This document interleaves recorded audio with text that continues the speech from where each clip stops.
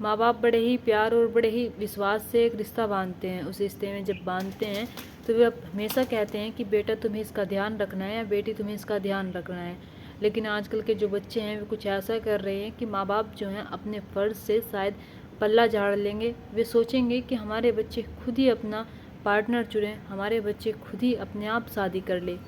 क्योंकि आजकल के जो बच्चे हैं माँ बाप की मर्ज़ी से शादी कर रहे हैं तो उनके साथ कुछ ऐसा हो रहा है, जो अपनी मर्ज़ी से शादी कर रहे हैं उनके साथ भी कुछ ऐसा ही हो रहा है। तो आप जो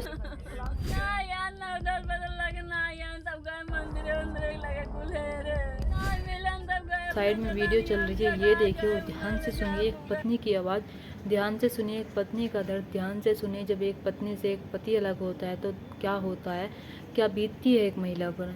ये महिला जो होती है इतनी रोती है, तड़पती है और बिलखती है कि इसके पति के साथ ये सब कुछ हो गया। गांव वाले जो होते हैं वे भी सदमे में होते हैं, परिवार के जो लोग होते हैं वे सोच नहीं पा रहे थे, समझ नहीं पा रहे थे कि आखिरकार इस महिला यानी कि जिसका नाम पूजा होता है, पूजा के साथ ऐसा कैसे हो सकता है। पूजा के सर पर अभी 3 बेटियां थी लेकिन उसके पति के साथ कुछ ऐसा होता है जिससे पूजा टूट जाती है और टूट जाने के बाद अपनी पति की छाती पर लिपट लिपट कर रोने लगती है और कहने लगती है कि तुम कहाँ पर चले गए और तुम मछली लेने के लिए गए थे, मैं तुम्हारा इंतजार कर रही थी, मैं सब कुछ तैयार करके बैठी थी। ये पत्नी जो होती है अपने पति के शव पर बैठकर बहुत रोती है और बहुत बिलखती है। यहाँ पर सबको तरस आ रहा था। लेकिन जैसे ही बाद में घटना का खुलासा होता है उसे जानकर सब हैरान रह जाते हैं, सोचने पर मजबूर हो जाते हैं कि आखिरकार ऐसा भी हो सकता है। जहाँ पर एक महिला जो होती है अपने पति और 3 बच्चों के होते हुए एक प्रेम जाल में फंस जाती है। जैसे उस प्रेम जाल में फंसती है तो अपने पति के ही सामने अपने प्रेमी के साथ संबंध बनाती है। लेकिन उसके बाद जो होता है उसे जानकर आप हैरान हो जाएंगे और सोचने पर मजबूर हो जाएंगे कि आखिरकार इस घटना में क्या क्या होता है। चले तो बिना देरी के इस घटना को शुरू करते हैं।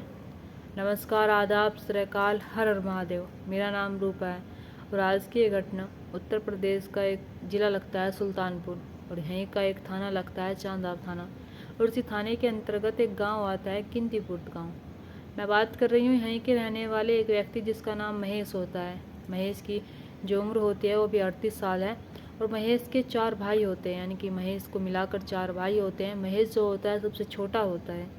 माँ बाप जब इनकी शादी कर देते हैं तो वे सोचने लगते हैं कि अब हमें अपने बच्चों को अलग कर देना चाहिए। महेश के जितने भी भाई होते हैं उनको सब अलग कर दिया जाता है। सब के सब चारों के चारों जो होते हैं अपने अपने घर में हंसी खुशी से रह रहे थे। महेश की जो पत्नी होती है जिसका नाम पूजा होता है, पूजा अपने 3 बच्चों और अपने महेश के साथ आराम से रह रही थी, आराम से अपना जीवन व्यतीत कर रही थी। इधर महेश जो होता है वो लुधियाना में रहकर मेहनत मजदूरी करता था, लेकिन लुधियाना से वो अभी सन 2025 में आया और यहीं पर आकर वो प्राइवेट जॉब करने लगता है। वो इस बार सोचता है कि मैं लुधियाना नहीं जाऊंगा, मैं अब अपनी बीवी बच्चों से दूर नहीं रहूंगा। मेरी उम्र पता नहीं कब मुझे क्या हो जाए और मैं अपने बच्चों से दूर रहूँ, अपनी पत्नी से दूर रहूँ। अब मैं अपने बच्चों को खुशी दूंगा, अपनी पत्नी को खुशी दूंगा और जिस खुशी के हकदार वे हैं मैं उन्हें ज़रूर दूंगा। मैं अपने बीवी बच्चों से अब दूर नहीं रहूँगा। ऐसे ही समय गुजरता चला जाता है। ये पाँचों के पाँचों लोग जो होते हैं अपने परिवार में बड़े ही खुश होते हैं। तभी 3 सितंबर सन 2025 को महेश जो होता है अपनी पत्नी से कहता है कि आज तो मेरा मीट खाने का मन कर रहा है। तभी पत्नी जो होती है वो कहती है कि लेकर आ जाओ। तभी पति महेश जो होता है वो कहता है कि मुर्गा लेकर आऊँगा। पत्नी जो होती है वो कहती है कि नहीं, मुर्गे का मन नहीं कर रहा है, तुम मछली लेकर आना। महेश जो होता है वो शाम के 5 या 6 बज रहे होंगे, वो अपने घर से निकल जाता है मछली लेने के लिए। अब इधर पत्नी जो होती है वो खाने की तैयारी करने लगती है, लेकिन महेश जो होता है वो लौटता ही नहीं है, वो घर आता ही नहीं है। करीब करीब 9 से 10 का टाइम हो जाता है। पत्नी जो होती है अब सोचने लगती है कि वक्त ज़्यादा हो गया, अब मुझे घर वालों को बताना चाहिए, परिवार वालों को बताना चाहिए। तभी पूजा जो होती है अपने सास ससुर को बताती है, अपने जेठ को, अपने देवर को, सबको बताती है कि जो तुम्हारे भैया हैं महेश वो अभी तक घर पर नहीं आए हैं और मछली लेने के लिए बाज़ार गए हुए थे। परिवार के जब ये लोग बात सुनते हैं तो कहीं ना कहीं उन्हें फिक्र हो जाती है और वे भी अपने भाई और अपने बेटे को ढूंढने में लग जाते हैं। इधर पत्नी जो होती है वो भी ढूंढने में लग जाती है। करीब करीब वे हर जगह देखते हैं जहाँ पर वो गांव से 5-6 किलोमीटर दूर मछली लेने जाता है, वहाँ पर भी जाते हैं, लेकिन महेश का कोई पता ही नहीं लगता है। इधर पत्नी जो होती है वो कहती है कि चलो देख लेते हैं कि रात रात में आ जाए तो ठीक है, नहीं तो सुबह में हम पुलिस कंप्लेंट करवाएंगे। ऐसे सबके सब जो होते हैं अपने घरों में जाकर सो जाते हैं, यानी कि हर जगह देखते हैं। इधर पत्नी जो होती है इतनी परेशान होती है कि रात के 1 बजे भी वो अपने पति को देख कर आती है, लेकिन उसका पति जो होता है मिलता ही नहीं है।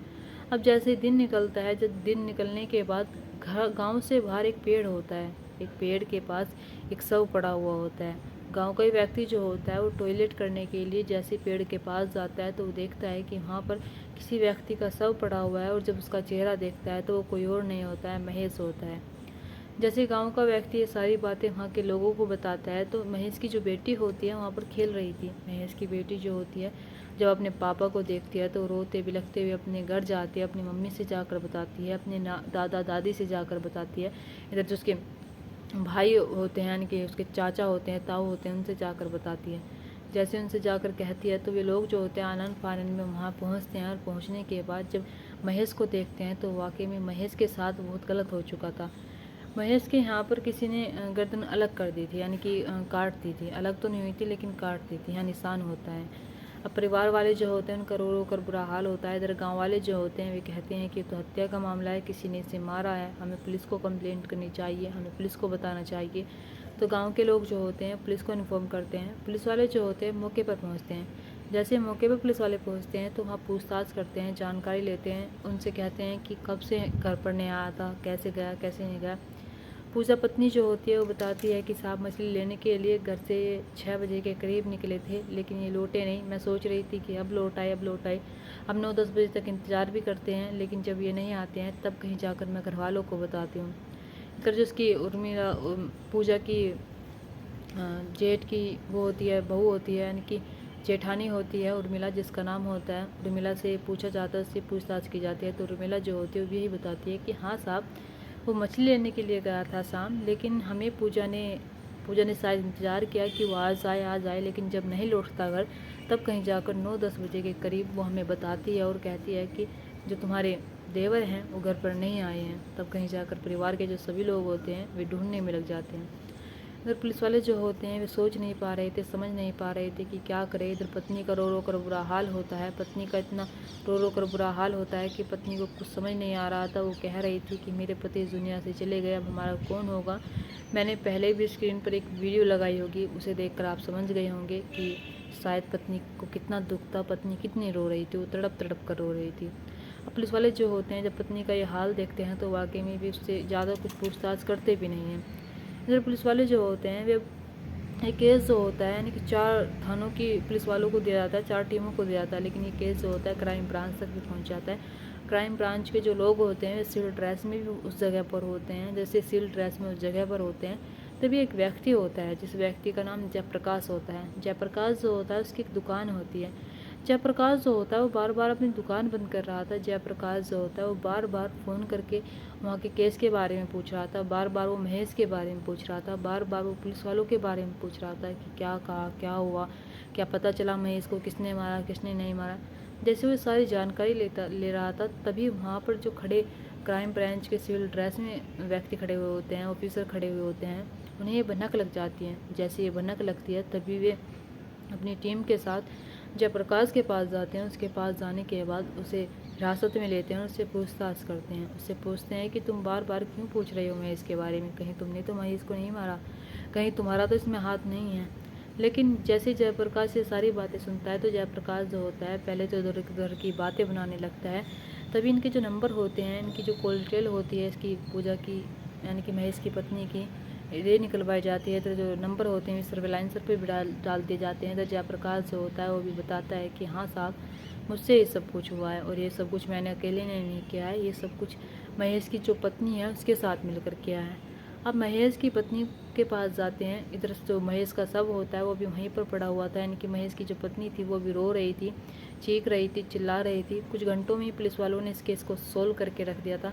इधर महेश की जो पत्नी होती है पूजा, उसे ही बीच औरतों में से उठाया जाता है। उठाने के बाद पुलिस जो होती है उसे हिरासत करके ले जाती है। इधर गाँव के जो सभी लोग होते हैं वो सोचने लगते हैं कि आखिरकार पूजा को क्यों उठा कर ले गई, पूजा ने तो कुछ किया ही नहीं है, पूजा के साथ ऐसा क्यों हो रहा है। गांव के लोग जो होते हैं अभी सदमे में होते हैं। अगर पूजा को लाया जाता है, उससे पूछताछ की जाती है। जब पूजा जयप्रकाश को देखती है तो कहीं ना कहीं पूजा समझ जाती है कि हमारा भांडा फूट गया। इसलिए पूजा जो होती है पुलिस वालों को गुमराह करने की कोशिश भी नहीं करती है। इधर अब पूछा जाता है उन दोनों से कि आखिरकार तुमने महेश को क्यों मारा, महेश ने ऐसा क्या किया था कि तुमने उसे इस दुनिया से हटा दिया। तब कहीं जाकर पूजा और जो जयप्रकाश होते हैं दोनों टूटते हैं और फिर एक ऐसी कहानी सुनाते हैं जिस कहानी को सुनकर आप हैरान हो जाएंगे और सोचने पर मजबूर हो जाएंगे कि आखिरकार ऐसा कैसे हो सकता है। आखिरकार शादी के इतने सालों बाद हमारे 3 बच्चे भी हो जाते हैं और 3 बच्चों के बाद भी एक महिला कैसे किसी व्यक्ति से प्यार कर सकती है। पूजा जो होती है वो बताती है कि साहब मैं जयप्रकाश से प्यार करती हूँ और जयप्रकाश से मैं अभी से नहीं, जयप्रकाश से मैं तब से प्यार करती हूँ जब से मेरे पति जो होते हैं लुधियाना में रह रहे थे। लेकिन मेरे पति जो होते हैं सन 2025 में लुधियाना से आ जाते हैं और आने के बाद भी लुधियाना जाते ही नहीं हैं। वे यहीं पर सन 2025 में आकर प्राइवेट जॉब करने लगते हैं और घर पर ही रहने लगते हैं। इधर हम दोनों जो होते थे पहले तो बेखौफ होकर मिल लेते थे, लेकिन इधर अब जब मेरे पति मेरे घर पर रहने लगते हैं तो कहीं ना कहीं हमें मिलने में दिक्कत होने लगी थी। हम पे मिला नहीं जाता था। कहीं ना कहीं हम जो चाहते थे एक दूसरे के साथ सारे संबंध बनाते थे वो अब हम दोनों में नहीं बन रहे थे। मैं जब भी जयप्रकाश के पास दुकान पर जाती थी तो कुछ ना कुछ बहाने में वहाँ पर जाती। वहाँ पर जाने के बाद हम दोनों जो होते थे एक दूसरे के साथ दुकान में ही शारीरिक संबंध बना लेते थे। समय जो होता है अच्छे से गुजर रहा था। मेरा पति भी खुश था, मैं भी खुश थी, इधर जयप्रकाश भी खुश था, यानी कि सब कुछ अच्छे से चल रहा था। तभी 3 सितंबर सन 2025 को मेरा पति जो होता है वो कहता है कि मेरा मुर्गा खाने का मन कर रहा है। तो मैं उससे कहती हूँ कि मछली लेकर आ जाओ। मार्केट तो जाता है, मार्केट से जैसे वो मछली लेकर आता है तभी वो मुझे और जयप्रकाश को आपत्तिजनक में देख लेता है। हम दोनों जो होते हैं दुकान के अंदर होते हैं, एक दूसरे के साथ शारीरिक संबंध बना रहे होते हैं। जैसे ही मेरा पति ये सब कुछ देख लेता है तो मैं बहुत घबरा जाती हूँ और मुझे समझ नहीं आता कि मैं क्या करूँ। तभी मैं जयप्रकाश से कहती हूँ कि अगर इसने देख लिया तो देख लेना, ये सबको सब कुछ बता देगा जाकर और हम दोनों फिर कभी नहीं मिल पाएंगे, हम दोनों कभी एक नहीं हो पाएंगे। जब ये सारी चीज़ें वो दोनों सोचते हैं, वे दोनों देखते हैं, तब कहीं जाकर पूजा जो होती है अपने पति को घर जाने से पहले जयप्रकाश के साथ मिलकर उसके धारदार हथियार से उसका गला काट देते हैं। यानी कि महेश जो होता है वो मौके पर ही मर जाता है। इधर जयप्रकाश जो होता है वो भी घबरा जाता है, पूजा जो होती है वो भी घबरा जाती है। अब ये दोनों सोचने लगते हैं कि हम क्या प्लान बनाएं। तभी पूजा जो होती है वो कहती है कि मैं घर जा रही हूँ और घर जाने के बाद मैं 9 या 10 के करीब अपने घर वालों को बताऊँगी कि मेरा पति अभी घर पर नहीं आया है, पता नहीं कहाँ पर चला गया है, वो मछली लेने के लिए गया था, इतनी तुम इसे ठिकाने लगा देना। जयप्रकाश जो होता है वो पूजा की बातों में आ जाता है और कहता है कि ठीक है। इधर वो घर जाती है, घर जाने के बाद फिर घर वालों को यही कहानी सुनाती है जो सुना चुकी थी। जैसे पुलिस वाले जयप्रकाश और इसकी बात सुनते हैं पूजा की, वाकई में उन्हें यकीन नहीं हो रहा था, सोचने पर मजबूर हो रहे थे कि आखिरकार कोई ऐसे कितना अंधा हो सकता है प्यार में और हवस में कि उसने अपने पति को नहीं देखा। उसने ये नहीं देखा अपने पति को मारने के बाद मैं जेल में जाऊंगी और मेरे 3 छोटी छोटी बच्चियां हैं, 3 बेटियां हैं, उनका क्या होगा, उनका क्या हाल होगा मेरे बाद। जैसे ये सारी बातें पूजा के बारे में गांव वालों को पता चलती है, पूजा के परिवार को पता चलती है, तो वाकई में उन्हें यकीन नहीं हो रहा था। वे अभी भी इस बात को नागवारा कर रहे थे कि पूजा ऐसा कर सकती है, लेकिन पूजा ने ऐसा ही किया था। पूजा जो होती है वो जयप्रकाश के साथ मिलकर अपने पति को मार देती है। इधर पुलिस वाले जो होते हैं जयप्रकाश और पूजा को जेल में डाल देते हैं और जेल में डालने के बाद वाकई में पुलिस ने बहुत अच्छा काम किया, क्राइम ब्रांच वालों ने बहुत अच्छा काम किया। कहीं ना कहीं ये केस जो होता है कुछ घंटों में सुलझ जाता है, लेकिन पत्नी के आंसू देखकर, पत्नी जब रो रही थी उसको देखकर अभी भी समझ नहीं आ रहा है कि कोई कैसे इतने फेक आंसू बह सकता है, कोई कैसे अपने फेक आंसू दिखा सकता है। पूजा जो होती है अपने पति के रो रही थी, बिलख बिलख कर छाती पर पीट पीट कर रो रही थी, लेकिन पूजा ही बाद में कातिल निकलती है। पूजा ने ही अपने पति के साथ ये सब कुछ किया था। दोस्तों आपको क्या लगता है यहाँ पर किसकी गलती होती है? उस पति की जिसने उसे देख लिया, उस पति की जिसे इतने सालों से पता ही नहीं था कि इसकी पत्नी का जो अवैध संबंध है, दुकान का, गांव का ही रहने वाला जयप्रकाश जिसकी दुकान है उसमें ही संबंध चल रहे हैं, और जो पूजा होती है उसका 1-2 बार का नहीं, जब उसका पति नहीं रहता था तो हर रोज़ वो उसके साथ ये सब कुछ किया करती थी। हर रोज़ वो अपनी प्यास जो होती थी वो बुझाती थी, लेकिन जब उसका पति आ गया था तो कहीं ना कहीं शायद इस रिश्ते को उसे विराम दे देना चाहिए था। इस रिश्ते को शायद उसे कह देना चाहिए था कि मैं इस रिश्ते को आगे नहीं बढ़ाना चाहती। शायद उसे अपने पति के बारे में सोचना चाहिए था, शायद उसे अपने बच्चों के बारे में सोचना चाहिए था, जो वो बिल्कुल भी नहीं सोचती है। दोस्तों कमेंट बॉक्स में कमेंट करके ज़रूर बताना कि पूजा और जयप्रकाश ने महेश के साथ ये सब कुछ करके सही किया। क्या महेश ने पूजा और जयप्रकाश को देखकर सही किया, कि पूजा अगर महेश को ना मारती, शायद महेश को समझाती और कहती है कि आज से बाद मैं ऐसी गलती नहीं करूँगी, तो क्या महेश उसे माफ़ी नहीं देता? शायद मुझे लगता है कि वो माफ़ी दे भी देता, लेकिन पूजा जो होती है उसे ज़िंदा छोड़ना ही नहीं चाहती थी। पूजा फिर भी जयप्रकाश को देखती है। दोस्तों, इस घटना और कहानी को सुनाने का मकसद मेरा आपका दिल दुखाना नहीं था, आपको परेशान करना नहीं था, आपको घटना के बारे में बताना था, आपको सचेत करना था। आप अपने परिवार के साथ खुश रहिए। नमस्कार।